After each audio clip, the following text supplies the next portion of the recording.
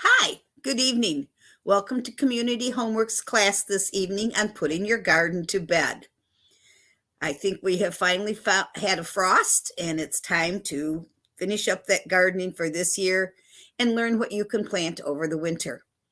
Our expert tonight is Mandy Dixon. She is a master gardener and has a great program lined up for us this evening. Hi, Mandy. How are you? Hello, doing okay. It's going to be a good session, I think. Good. Mandy does have a little cold, so if she has to stop and sneeze, just please excuse her, and she'll be with us in a second. We'd like to remind you that we are a nonprofit and do rely on your donations and generosity to be able to provide our educational programs to you. During the program, how to donate will be scrolling across the bottom of your screen. If at any time you have a question during this class, please type it in the comments and we will try to answer it for you yet this evening. Or if you watch at a later date, you can always send us your question by email. That address will also scroll across the bottom of your screen and we will forward them to Mandy because you don't want me to give you advice on gardening. So, Mandy, thank you so much. And I believe Mandy has a PowerPoint. My cat thinks I'm done talking, so I'm going to turn it over to Mandy. Eddie, you need to move without turning my computer off. Thank you. And with that, we're going to get started. We'll go ahead and start the PowerPoint, and we're going to discuss putting your garden to bed and um, what that entails. So we'll go to the first slide. So the things we're going to cover today is fall garden cleanup and some winter sowing, and I'm going to show you some resources on things that'll help you out. Next slide. Keep All right, so what is fall cleanup? Fall cleanup is how you're going to prepare the beds before winter, basically kind of closing out the summer and the fall season and kind of getting everything going. And why do we do this? It helps make the beds more productive, reduces the stress from possible disease buildup.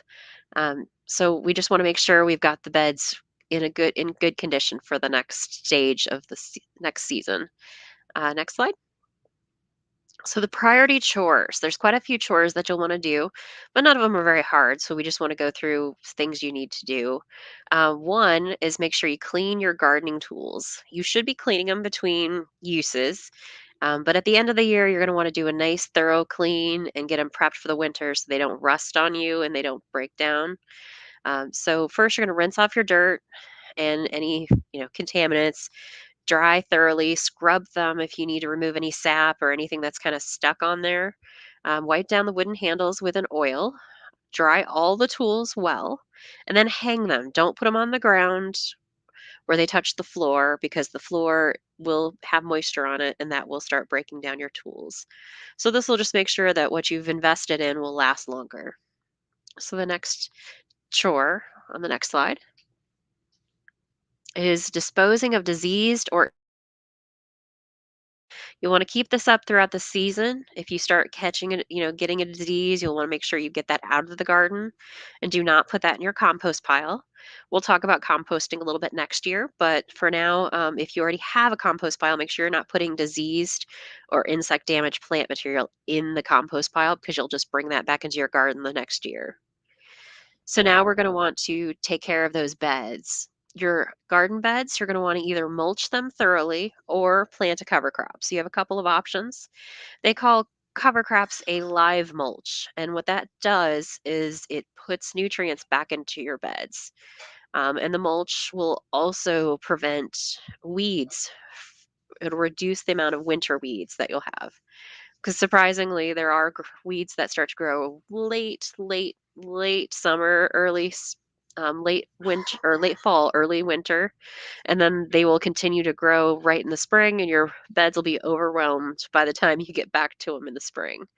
So we're going to mulch them with either leaves or mulch or straw, or you can use the live options includes oats or annual rye. And the reason we use those two options is because if you plant them early enough, they'll get started. They'll start growing nice little green tops for you, and then they'll freeze and they will not show up the next year.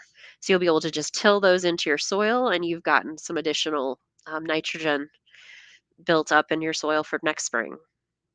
Let's go ahead and do the next slide. So why do we want to mulch in general? It improves the soil because it's going to break down into your soil. Either a live mulch will break down once you turn it over, or your regular mulch starts breaking down as soon as it sits there over the winter. That breakdown also provides nutrients for your soil, so it helps you replenish some of the soil nutrients that have been lost through the plants themselves. It also prevents weeds because there's a lot of weeds that will grow in the winter under the, before the snow hits, and then they'll start up again as soon as the snow comes off, including a hairy bittercress, yellow rocket. There's a few others, but those are the biggest ones that you'll see.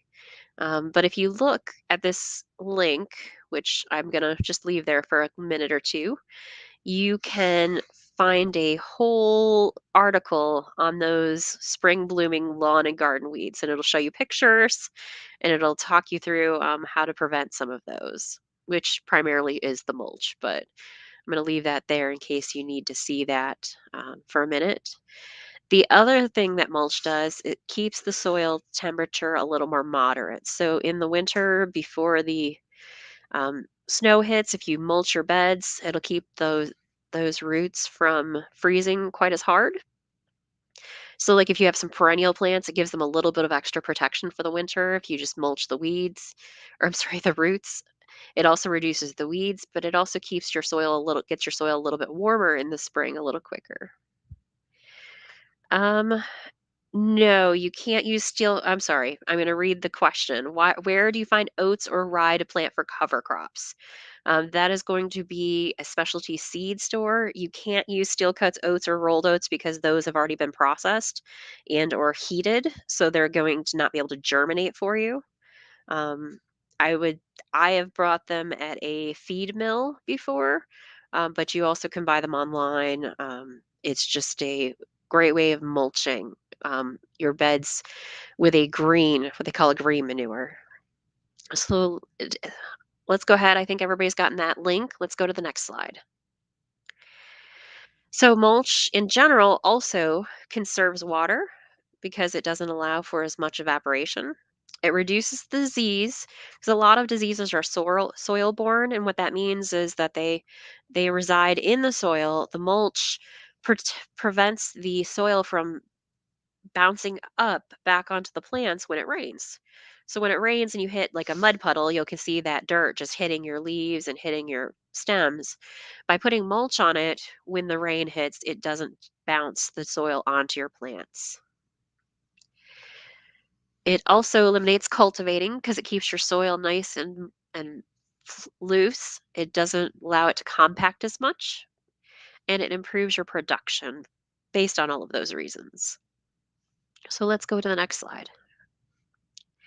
So the next thing that you have to decide is if you're going to leave or remove the stalks and other yard debris. So you've already removed the diseased and insect damage stuff. Now you have to decide what you are willing and able to do. We're talking about any of like your lily stems that might be sticking out of the ground, or some of your plants that are there. If they have hollow stems, like your old corn stalks. Um, and there's a lot of different options there. One, if you um, absolutely need to have your area clear completely, you can pull them all out and compost them. Especially if your neighborhood requires it. Sometimes they won't. Neighborhood associations will get upset about dead plants being in the yard. In those cases, you'll definitely want to remove it. But the other option is to leave it until spring, and as late in the spring as you can. And the reason for that is that it helps with your pollinators.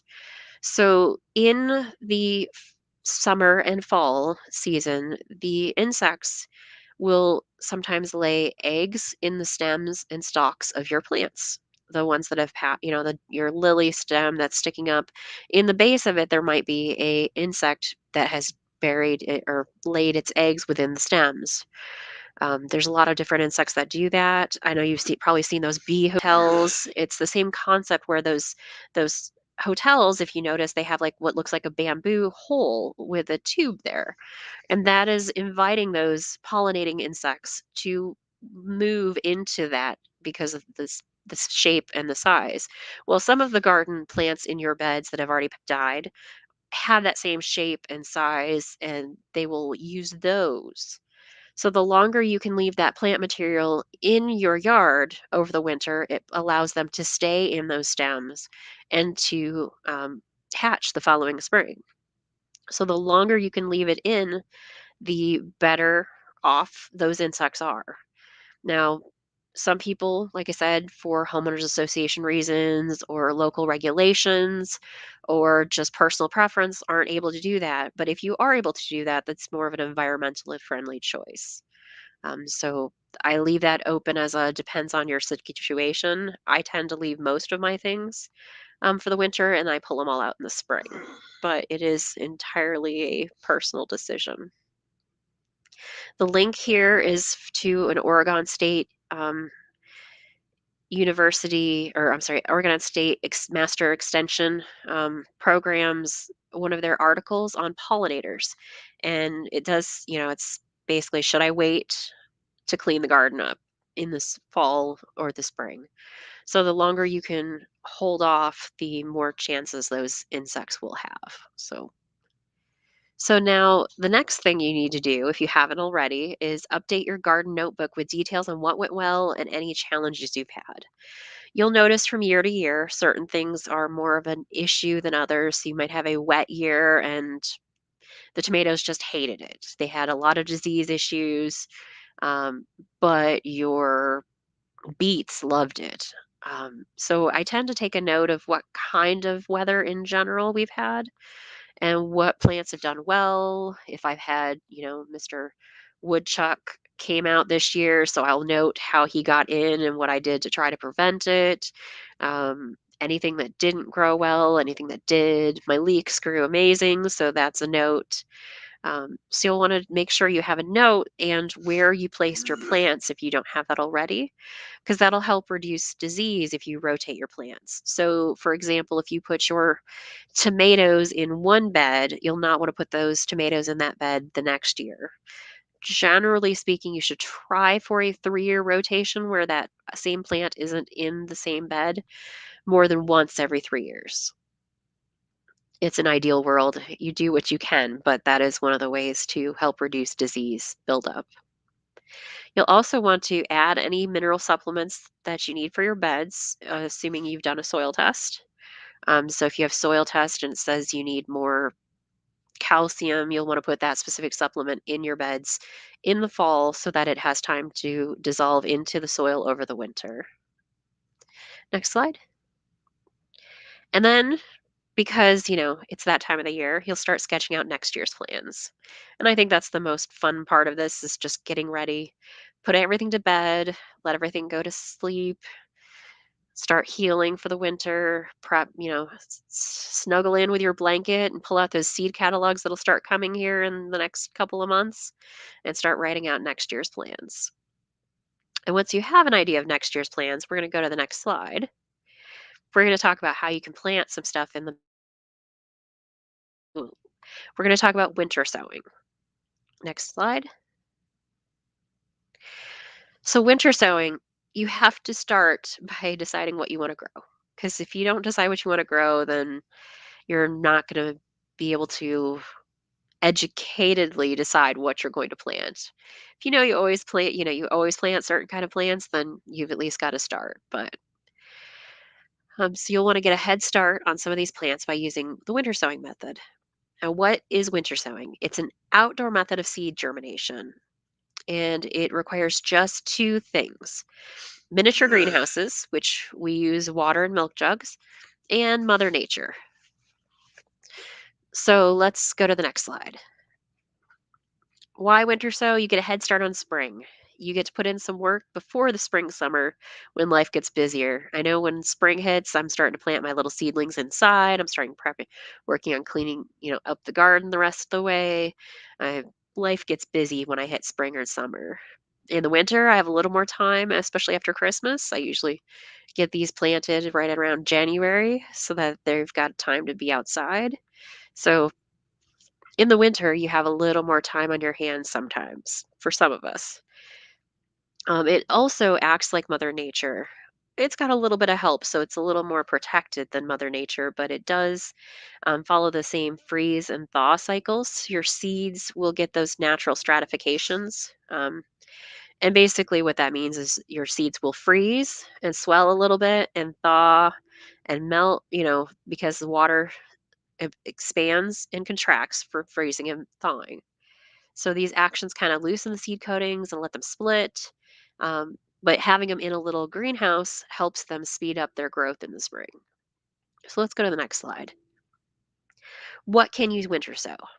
Anything that's a hardy annual and a perennial. So hardy annuals are those things that can withstand a light frost.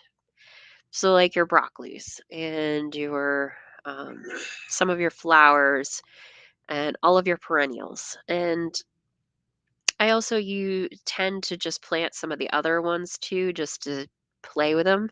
But the ones that will survive are the hardy annuals and your perennials. So if you look for those terms on the seed packet, like it needs a pre-chilling, like freeze things, you need to refrigerate your seeds. You need to stratify them. They self-sow. That means that they're going to be able to spread and germinate themselves in the soil. So those are great candidates for winter sowing.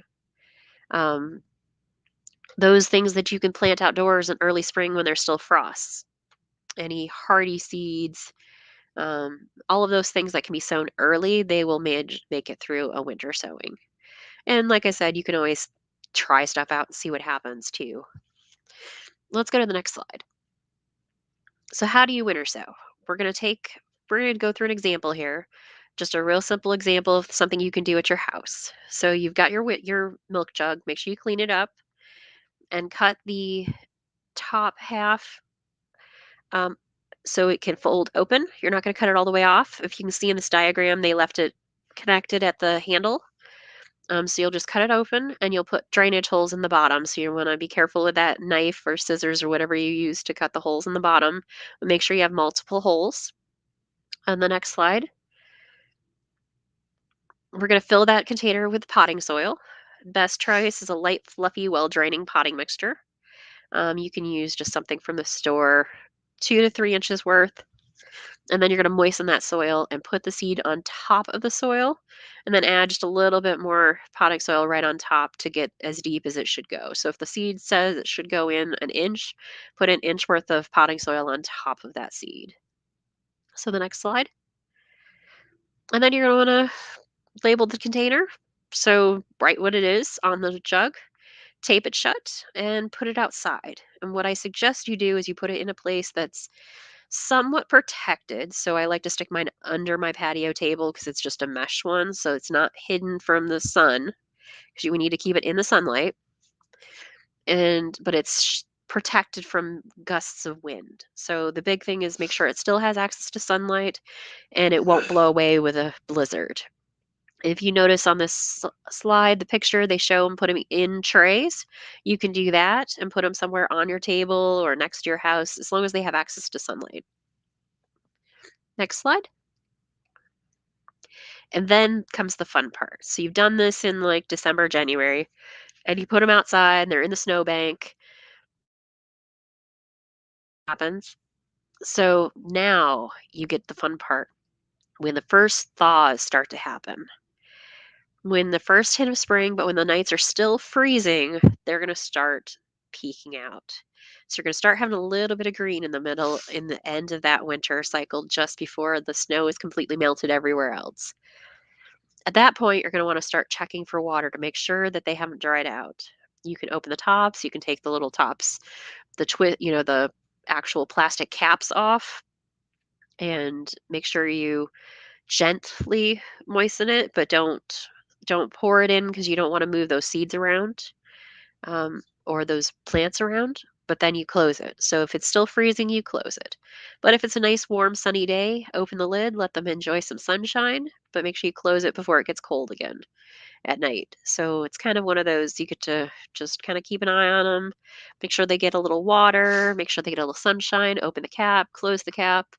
And basically, at this point, you've already got plants for the spring and you haven't done anything since January. Next slide. So once you hit your frost-free date, you can start transplanting it. So vegetables are based on frost-free date. Kalamazoo Zone 6A. So around May 15th is when you can start thinking about putting these plants out in the garden. But you still may want to cover them if there's a heavy frost predicted. But since these are things that are winter hardy, that means they can handle light frosts. You can get them out in the garden by then, as long as you're keeping an eye on those heavy frost and or a late snow. Next slide.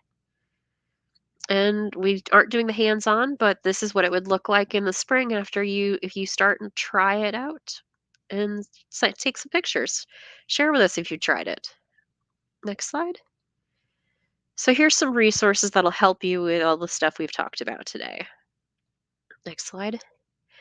So I always repeat this because I think it's a very valuable item to remember is if it's on the internet, it must be true. We know this. We know that's not an accurate statement, but a lot of people believe it is. So you have to make sure you're using resources that are science-based resources.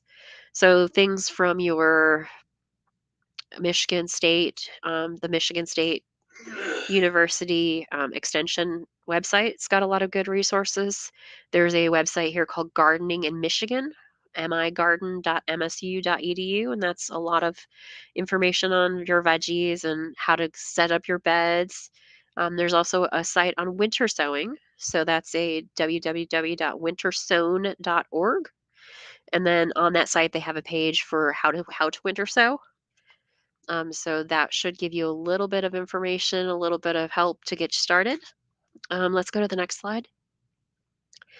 And yeah, that was the resources that I included, plus the ones we've had previous. So thank you. Um, Helen Marion says, gardening is learning, learning, learning. That's the fun of them. You're always learning. And I think that's true. Every year I learn something new.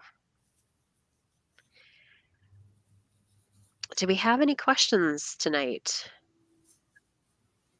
I don't think we did, but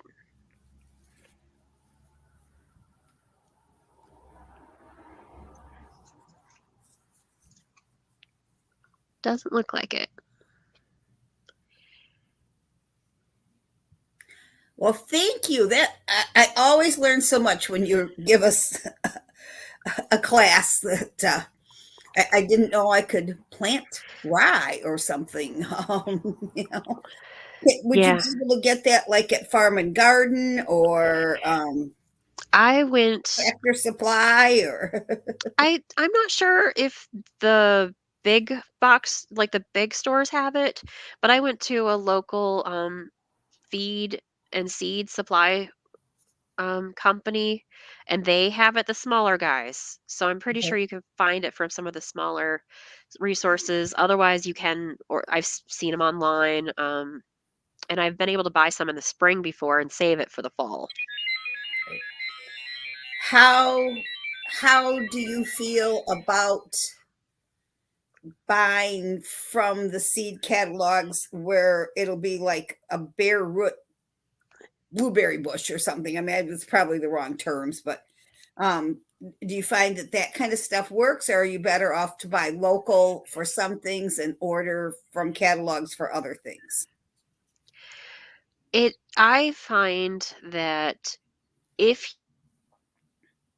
you need locally, go ahead and get what you need locally because it's not transported as far. However, there are some things that you can't easily get locally. There's a lot of varieties out there. I mean, I just in talking about tomatoes are one of my big things. I've talked about them a lot. I have a lot of seeds. I have over 250 varieties of tomato seeds. You can't find even a quarter of that in the stores locally. So it just depends on what you're looking for. I've had no issue with bare root plants, but I buy a lot of mine locally. Um, I buy like from the soil conservation district here in Van Buren has a sale of tree sale, and I buy a lot of bare roots from them. Um, if we want to talk about trees and bushes and growing those, that'll be a whole nother topic I would imagine. because there's Um, a lot of information out there. what is your favorite? What are your top 5 favorite tomatoes? I like one called Hawaiian pineapple, and that's a yellow red combo tomato. I like a lot of the dark tomatoes, like a carbon or a um, trying to think of the one like there's an Indian stripe that's a multi-stripe dark tomato. Pretty much most of the black tomatoes, they're a dark burgundy, but they're called a black tomato, and they're really really rich. Those are my favorites in general. Um, but there's Sun Gold is apparently one of the most popular cherry tomato at my tomato tastings. Most fall, I tend to invite some people over. We have a little bit of an outdoor, um, potluck, and I take out the leftover tomatoes, whatever's in the garden still, and chop them up and say, okay, pick which ones you like. And we do a little voting, and Sun Gold tends to win every time. It's a nice, very sweet yellow cherry tomato. So yeah, those are my big ones, but I also like Mortgage Lifter, which is just a really big red tomato. Um, there's an ox heart, which is a nice big, and it literally looks like a heart shape, like an actual like heart of an animal shape that, and those are really nice.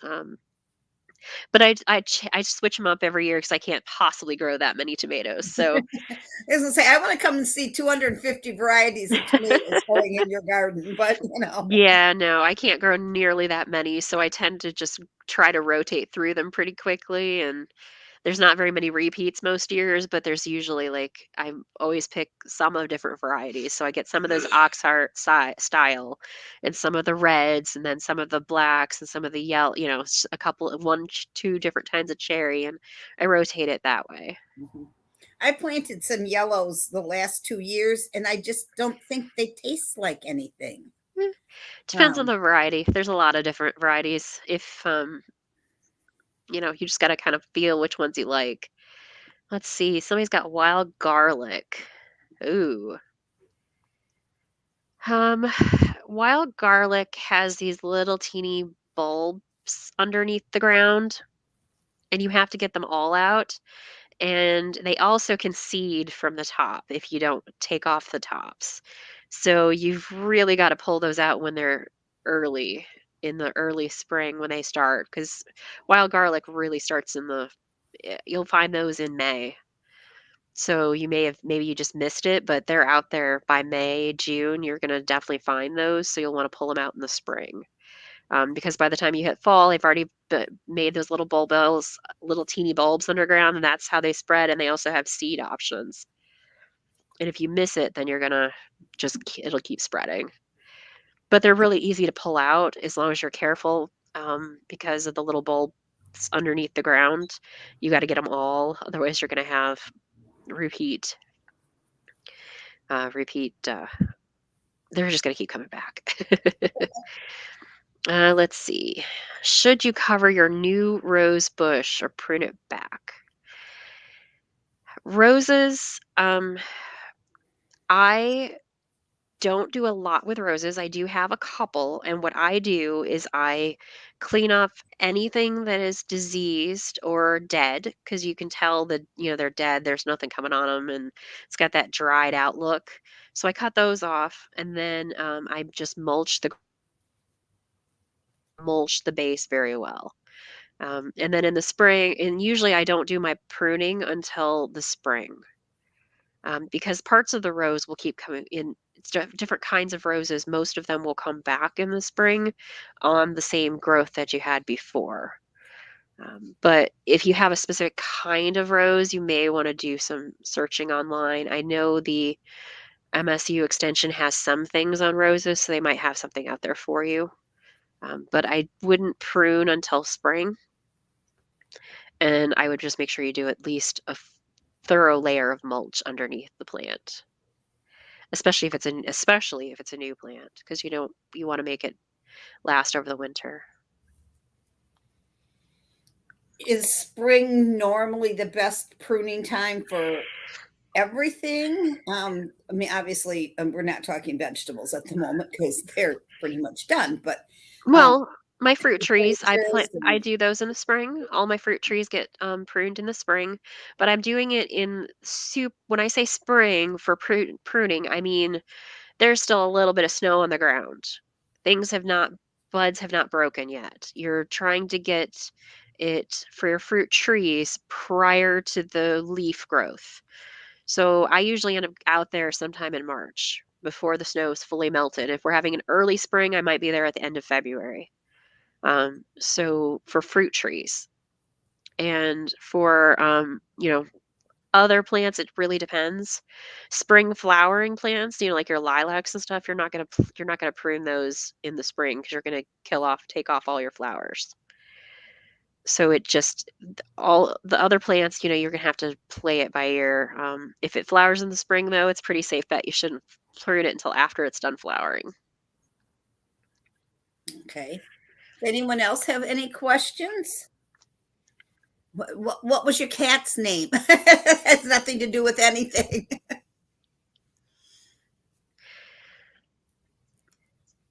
Which cat walked across the screen? I don't see. I think they meant your cat, maybe, but my kitties are all napping over there. So I have Michael, and and Riley, but I didn't see him come by. Maybe they did. If Yeah, so, it would have one been of them. Michael. One of Probably would them have. did. The darker one is Michael, and he's coming Right. over here now, so it's probably him. He Well, heard you his heard name. his name. Yeah. Yeah. So No, I have one sitting on the floor watching you, but hasn't jumped up. Um, but now that I've said it, he probably will. well, yeah. So yeah, if Michael snuck by, this is Michael. Hi, Michael. Yeah, that's who was there before. Yeah, he heard his name. Yeah. So, well, thank you so much. And again, if you're watching live, this is your last chance to send us your question. If you are watching at a later date, which we hope you will go back and refer to this, when you have a question, you can play this back by going to our Facebook page or YouTube page and just choosing this presentation of putting your garden to bed. And you can probably then refresh your memory of what you learned this evening. And we hope you did learn something and that you like these kind of programs and that you will tune in again and watch again. Mandy's going to do another gardening show in this early spring, we'll call it. How's that? Yeah. We're talking February or March. She'll be back with some other fun things. Next week, Lee will be doing gutters and downspouts, how to maintain them, what to do to fix them, that type of thing. So join us next Tuesday at 6 for that. And you can join us this Thursday at 6 o'clock. We're having a guest chef show us tips on making a gingerbread house and Ooh. some surprises that you might want to learn about by joining that video. And we hope that you will try to make a gingerbread house with us this year and share it with us so that we can all enjoy your creativity. So again, Mandy, thank you so much. And thanks to everyone for watching. And we hope to see you again next Tuesday at 6 o'clock. Thanks. Thank Bye. you. Bye.